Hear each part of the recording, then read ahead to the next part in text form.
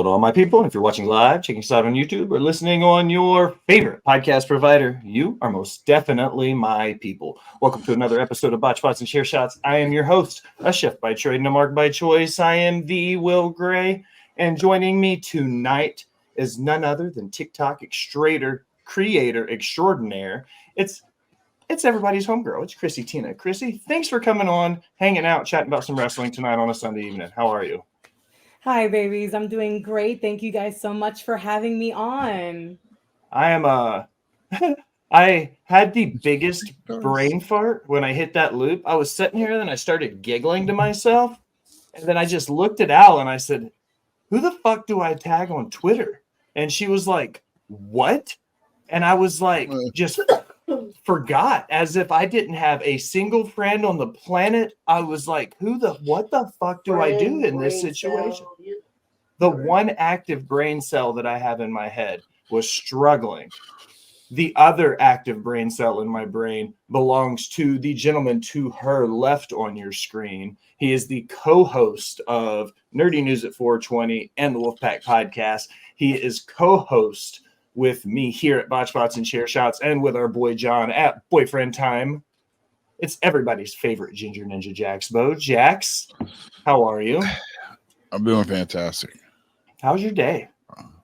My day was pretty chill. Went to Walmart, spent some time with Nicole, did some laundry, You're domestic as fuck now, though. Yep. Yeah, I get one day off a week. What's up, Mike? Thank you for the subscription, bud. Al's here. You have to be. Husky's here. We love you, Husky. Nicole, Scows, Doug, Mike. We're here. Before we get into it, I did some research this week, guys, and the algorithm gods say inside the first 5 minutes or so of your video, you're supposed to say their names. So this is my reminder that if you're listening to us at youtube.com/Rivet City Radio, hit the subscribe button. If you're watching us on twitch.tv/Rivet City Radio, hit the follow button. Remember to follow us anywhere you listen to any of your podcasts. Today, we are your number 92 ranked Apple podcast. So I'm pretty happy about that. But we're here. I said their names. We paid our dues to the algorithmic gods. But what has you pissed off for greatness, ladies and gentlemen? What has you the most worked up this week in pro wrestling? Good, bad, and different. It could be a match, a finish, somebody's gear. I don't give a fuck. Chrissy, you're new. You can cede to one of these guys and let them go first so you can get the lay of the land, but somebody has to talk or I will say names. Ginger, you want to go first, Erlen? Sure, this has nothing to do with wrestling related at all. But I'm so happy I got a new chair. Yeah? It's got a fucking footstool. You've got a footstool. Thanks for the follow. BC shirt happens. What's up with you? Thanks. Good to see you. So you got a new chair? I'm jealous of the footstool. I have to kick back, and I've got like the crossbars, so I kick my feet out on my crossbars. Yeah, that works. I don't have crossbars though. Crossbars. That's okay. I forgot to introduce Al. You didn't. Oh shit! It's fine.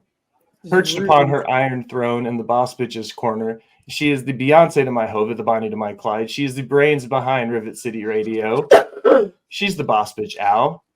Al, how are you? And what has you pissed off for greatness this week in the world of progress? Super forgotten. Super forgotten, neglected? Super forgotten. Is that your pissed off for greatness that I forgot to introduce you? I had one that you and I discussed the other day. I don't think I'm going to do that one because it'll ruffle some feathers. So we'll keep it to this one. Balls. What's up, Tom? What's up, good from down do you under? want me to do it and everyone's going to hate us? No, don't make everybody hate us. I'm just kidding. Scout says ruffle the feathers. Scout, it'll especially ruffle your feathers. No, we're not ruffling feathers tonight. My one brain cell hanging on by a thread doesn't have it in it to keep this on the rails if we start to get canceled. We won't get canceled. Scout is drinking. He says, "Fuck it, let's go." No, okay, so here's my other one. As much as we all want wrestling stories to be real, the wrestling is real. We know that it hurts. I'm not, that piece isn't real, but like the stories. I'm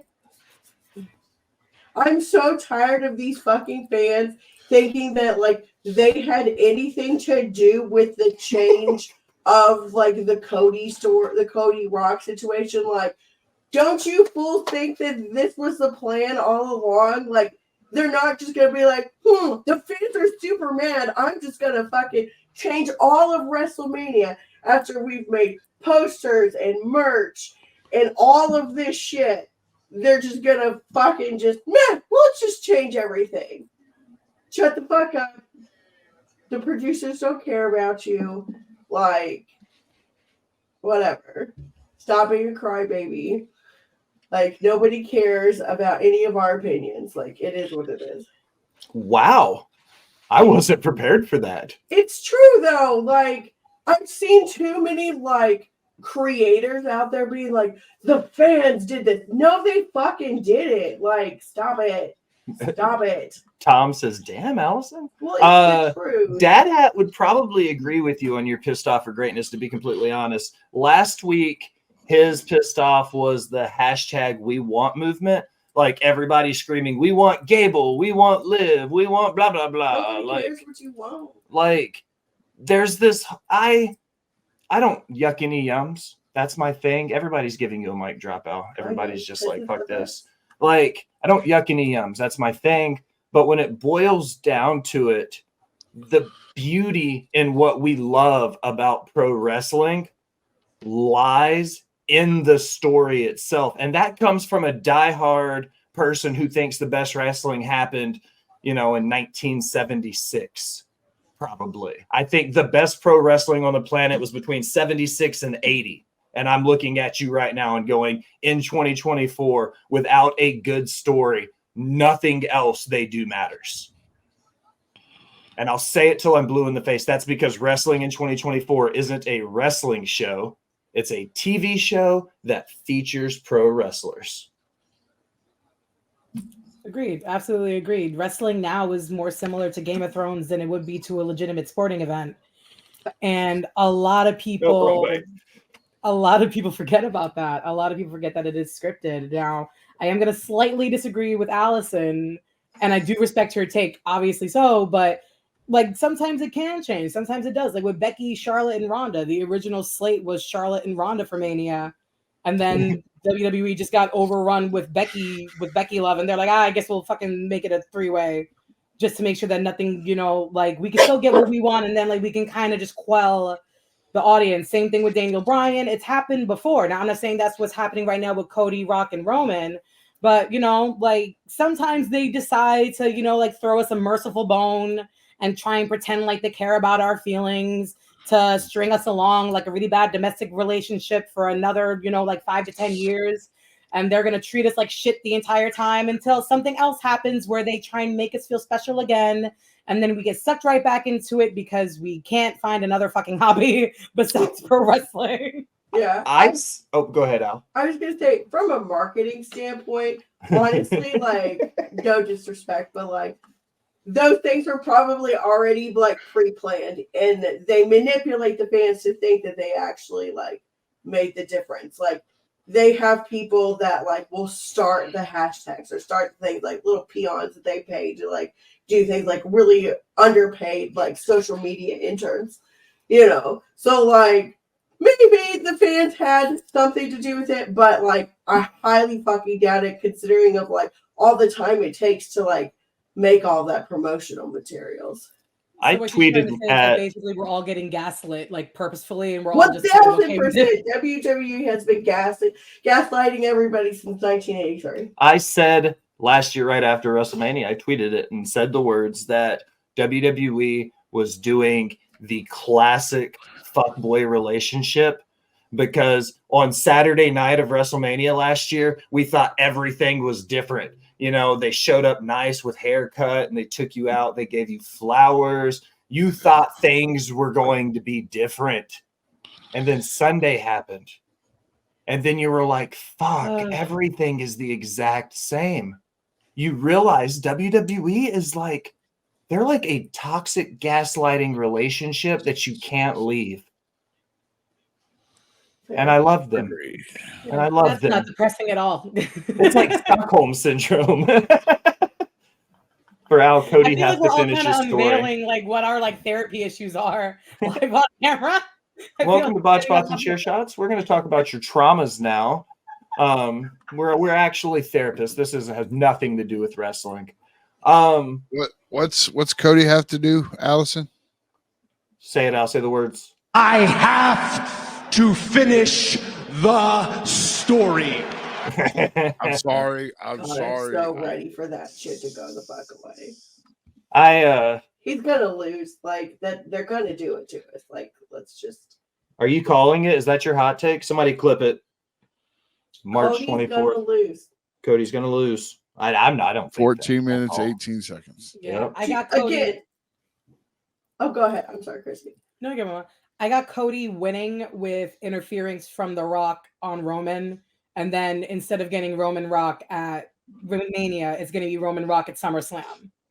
Or if they want to do it long, it's going to be Roman Rock next year Mania. For Rock basically saying like all this talk of you being the tribal chief and you ain't shit.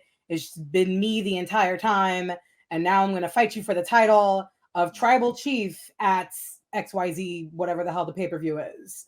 Because that's what they're really using Cody for. He's unfortunately a setup not for the championship, but for the Rock Roman match. And they're either going to do it at a big blowout. It's either going to be the biggest party of the summer, or it's going to be the grand stage of them all next year. Like Cody's just a pawn, unfortunately, in this whole thing. Whether or not it's his story or not to finish, he isn't the end goal. It's Rock Roman. Do we want to see old ass Rock in this stage of his life, like way too big and way too oiled up with cut off Versace shirts?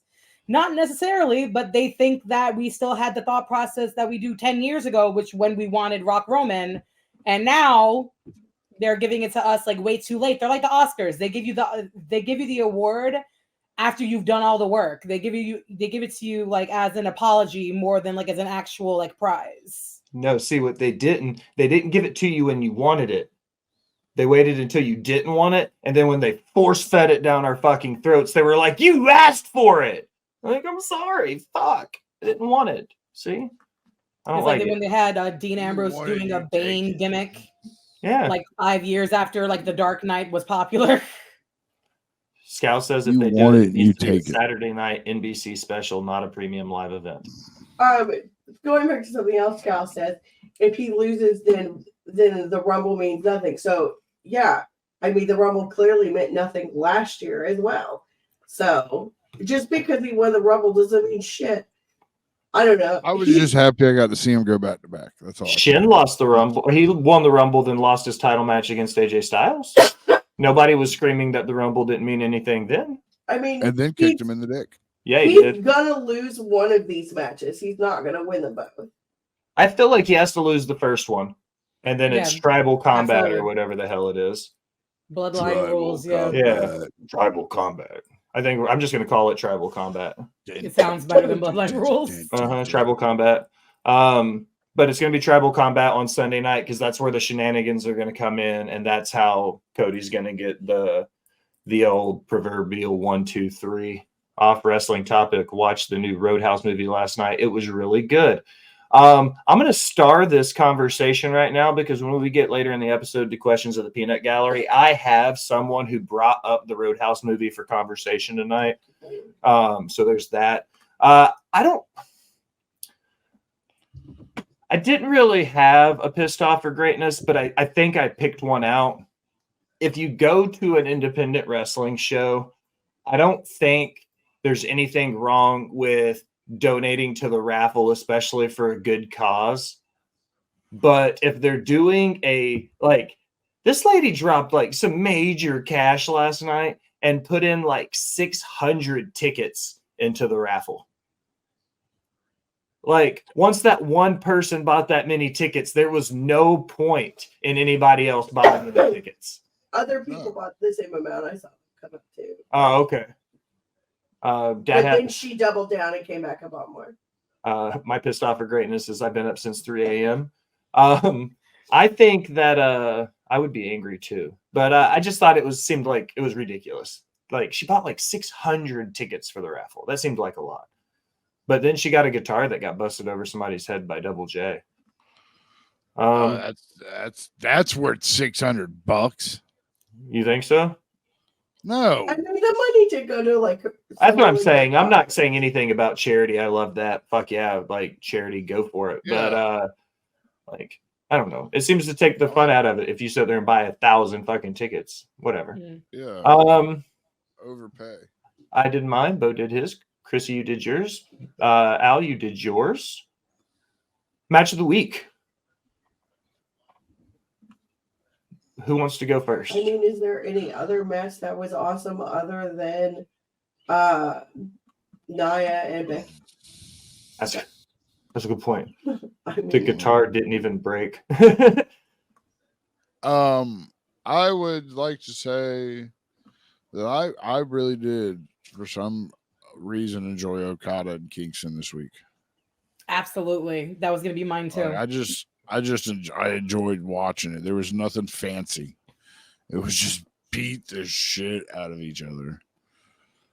I said this before about Eddie, where he has the capability of being a Mick Foley in terms of like the wrestling like analogs of history, where he's just so well loved by both like people in the industry and people that are, you know, like fans, either casual or diehards.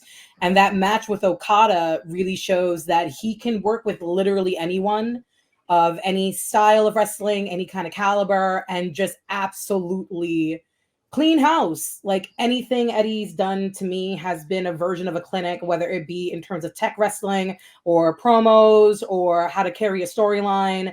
Eddie, for how good he is now, somehow manages to be still highly underrated.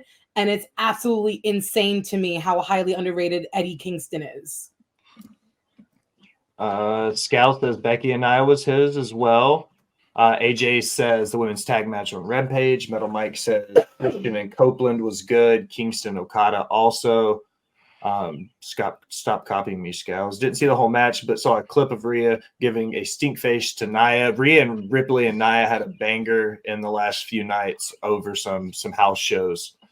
I thought the Nia Rhea match was this good for the same reason you guys said the Kingston Okada match was. When you look at it, they had good technical wrestling. They had just the absolute shit beat out of each other. What I liked about the the Becky and Nia match, I'm sorry, was that they have continued in this situation to continue to help build each other up. And nobody saw Nia being a person that could help elevate Becky Lynch in ring. And we're seeing her do that. And I think that's important at this point for Nia's return.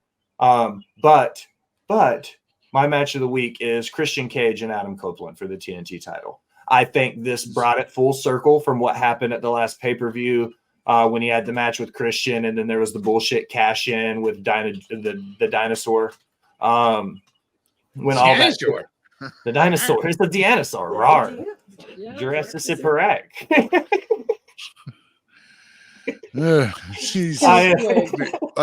So you're saying this right now on live on air. Yeah. That your favorite match was watching a man get humanly castrated. There's no way around that. He got hit in the ding with some spikes. Like there's no more. Nope. I liked the hockey jersey spot, even though it was kind of a tit for tat when WWE did it not too long ago. I liked that he immediately ripped it off Christian like they were in a fucking NHL fight. So I was here for that. So overall, like, I don't think there was a wrong answer this week in any of those. I wish I could know what AJ was talking about for the women's tag match on Rampage. If somebody in the chat wants to do some research for me real quick, let me know what it was because I'd love to check it out. I don't watch Rampage. AJ's like one of 5 people that watch Rampage. That's how I feel when I watch the NWA on Tuesdays. It's like 6 of us like hanging out, eating popcorn, being like, "Go Silas, go!" Like all 5 of us that are Silas Mason fans. That was dumb. I didn't like that they pulled the jersey off, placed fans. I'm pretty sure those fans got more than their bargain's worth for having those jerseys taken.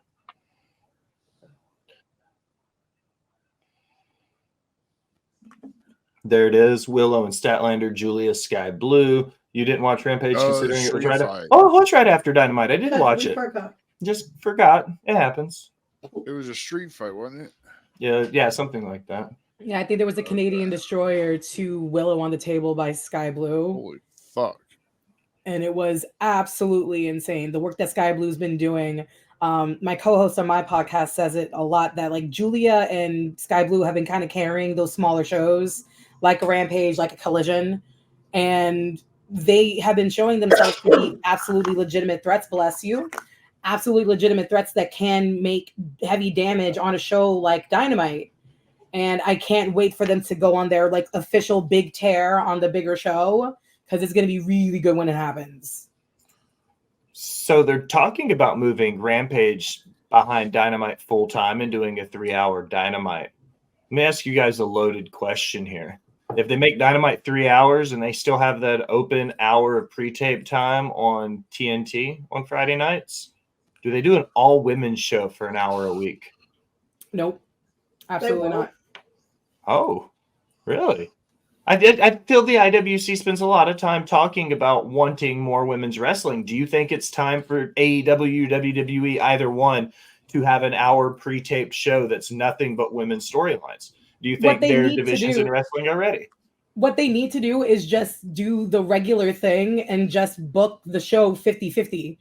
Like with WWE alone, with Raw, SmackDown, NXT, and other various social media platforms, the women make up 17% of runtime on that show, on these shows alone, just WWE. If you relegate the women to a show on their own, they're a sideshow. They're a joke. They're something that you can choose not to watch. If you don't want to watch the women, you don't have to watch that hour show. But if you integrate them on your regular show with everyone else, because they're all athletes, they're all performers, they're all superstars, you force your clientele, your crowd, your demographic to have to watch them. If you delegate them to something onto themselves, very similarly to like what WWE did with that one pay-per-view where what was it, Evolution, that all women's pay-per-view, and they literally did it never again. That was Stephanie McMahon having the most.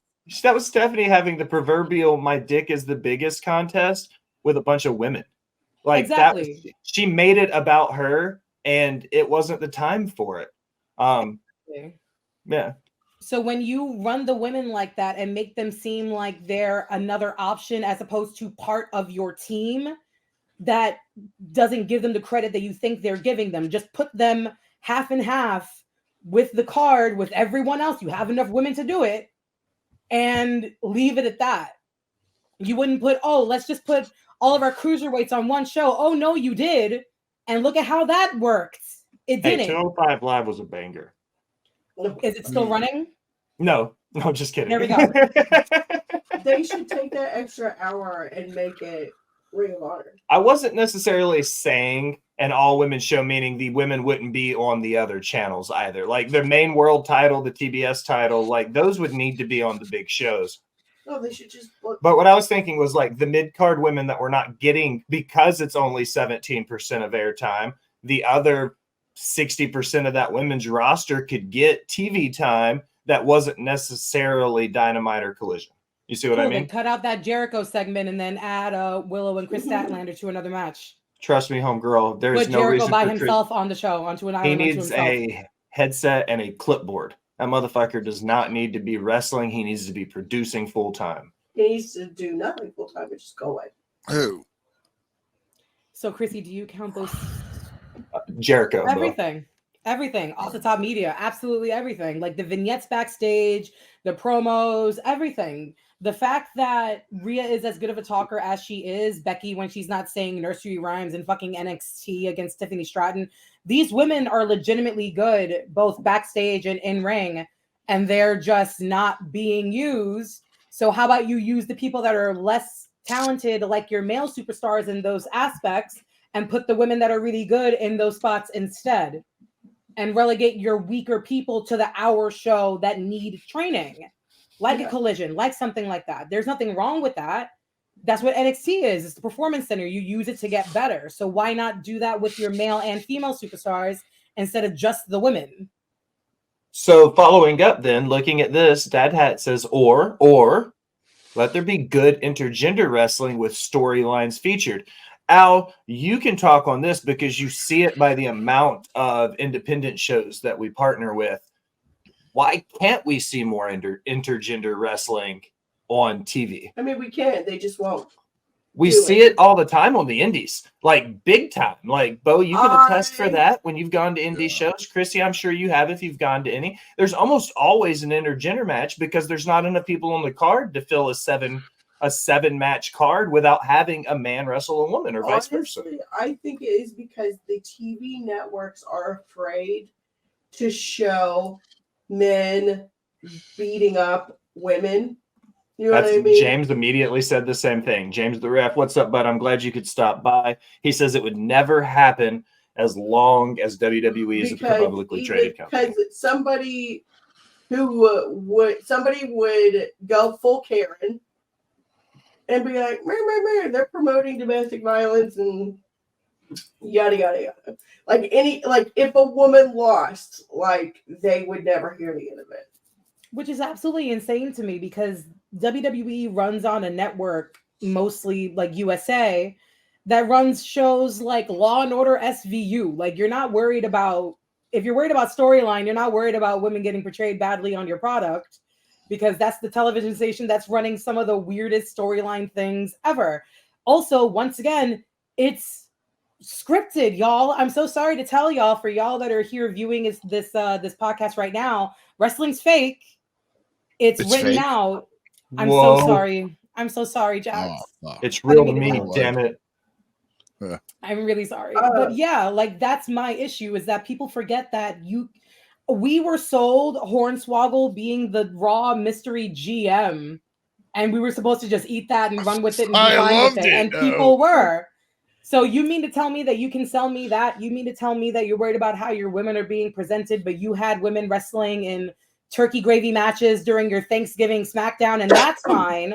But Rhea Ripley going over Randy Orton, that's gonna, like destroy like the threads of wrestling at its core. It's not. Just say you don't like women and we can move forward, honestly. Yeah. Scal says it's not fake. Please don't use that word. It's scripted. Two completely different things. If they can't promote it, then they already promoted Trauma in My Life. I remember Choppy Pee. Well, you also have to remember that like these things happened before, some of these bigger, movements and things. And to Scal's Nia being in the Men's Rumble, that was not on free TV. That was a pay-per-view. That's going to be a different situation. On free TV, on a network, they're not going to show an intergender match. Like they're just not. That's also, James, a lot of times how I put it. Wrestling is a lot of things predetermined, scripted in a lot of ways, like choreographed even. But one thing it's not is the passion is more real than it is in any other sport, in my opinion. So fake it's a stretch for me to use that word. But I understand in your situation, I understand what you're trying to get across there. You know what I mean? It's not like it's an NFL game, even though they're a bigger work than the WWE is. Oh, absolutely. Different conversation for a different day. Al, do you want to do Ryback next, or do you want to do news and rumors next? Let's do Ryback next. Let's have fun with it. This is it. I love this every time. This will never get old. Let me find it. There it is. I'll be right back.